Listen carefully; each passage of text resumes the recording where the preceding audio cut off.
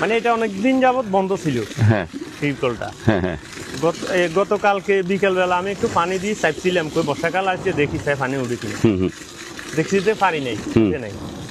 তো সমস্যা একটা আবাদ করছে কালকে থেকে এই পর্যন্ত। নোয়াখালীর মধ্যম নলুয়ায় রহস্যময় এক ঘটনা।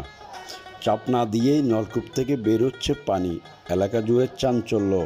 স্থানীয়দের দাবি, কোনো ধরনের চাপ প্রয়োগ ছাড়াই নলকূপ থেকে স্বয়ংক্রিয়ভাবে পানি বের হচ্ছে।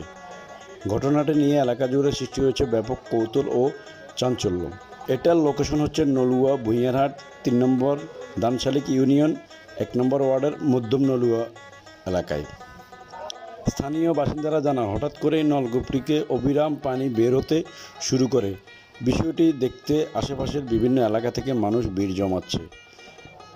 বিশেষজ্ঞদের মতে এই ধরনের ঘটনা শুনলে অনেকের কাছেই অলৌকিক মনে হতে পারে, তবে সাধারণত এর পেছনে ভূগর্ভস্থ পানির চাপ, গ্যাস বা মাটির স্তরের পরিবর্তনের মতো প্রাকৃতিক কারণ থাকে। নোয়াখালীর উপকূলীয় এলাকায় অনেক সময় নিচের স্তরের পানির চাপ বেড়ে গেলে নলকূপে চাপ না দিলেই কিছু সময় নিজে নিজে পানি বের হতে পারে।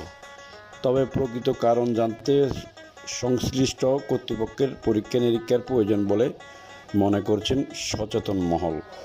স্থানীয়দের পক্ষ থেকে জনস্বাস্থ্য প্রকৌশলী অধিদপ্তর সহ সংশ্লিষ্ট প্রশাসনের দৃষ্টি আকর্ষণ করা হয়েছে।